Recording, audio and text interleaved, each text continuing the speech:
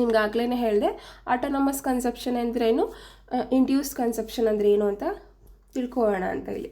So autonomous consumption, so ನಾವು ಅದನ್ನು C bar ಅಂತ ಬರಿತೀವಿ. ಇಂಡ್ಯೂಸ್ ಕನ್ಸಪ್ಷನನ್ನು ನಾವು ಬಿ ವೈ ಅಂತ ಬರಿತೀವಿ. Okay, so autonomous consumption it is not depend on income, not depend on ಇನ್ಕಮ್ನ ಮೇಲೆ ಡಿಪೆಂಡ್ ಆಗಲ್ಲ. Okay, it is a consumption expenditure which is independent from the income.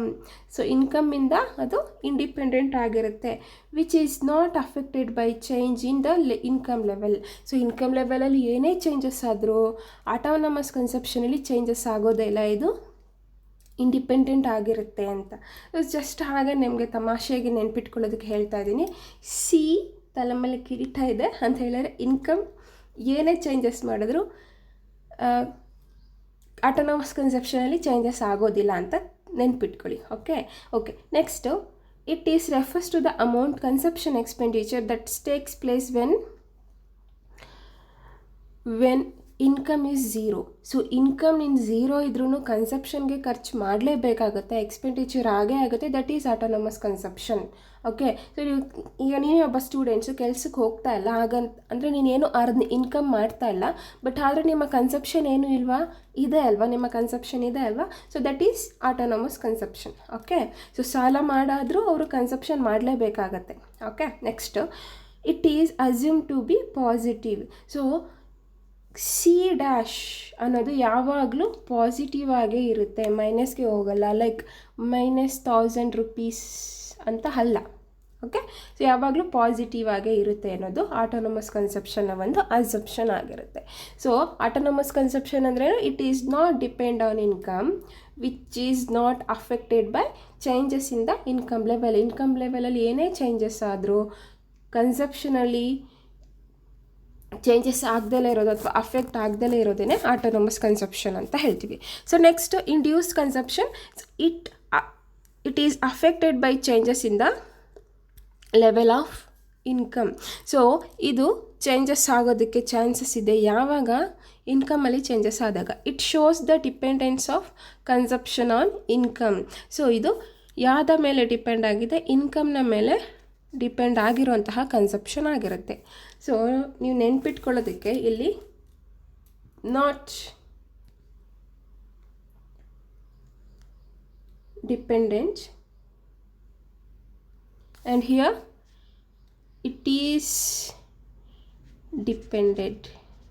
So ಈ ಥರ ನೆನ್ಪಿಟ್ಕೊಳ್ಳಿ. Okay, next, the induced consumption expenditure rise with the rise in income. So induce consumption ಅನ್ನೋದು ಇನ್ಕಮಲ್ಲಿ rises ಆದರೆ, ಇನ್ಕಮಲ್ಲಿ rice ಆಗೋದ್ರಿಂದ ಈ induced ಕನ್ಸಪ್ಷನು ಸಹ rice ಆಗುತ್ತೆ. Okay,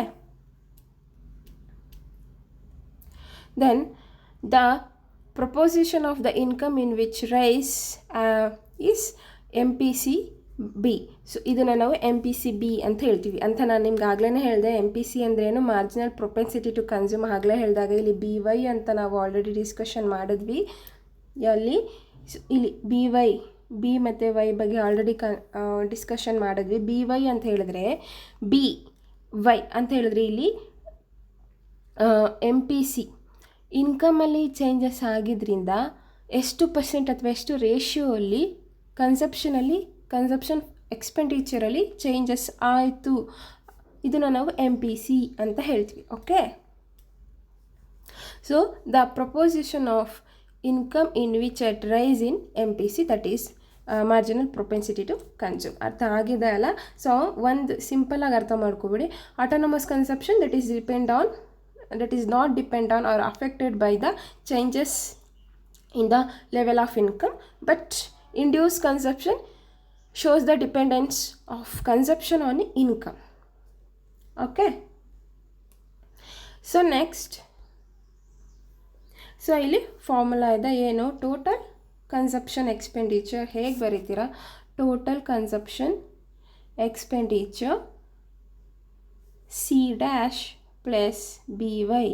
so ಅಂತ ಹೇಳಿದ್ರೆ total consumption expenditure, autonomous consumption expenditure plus induce consumption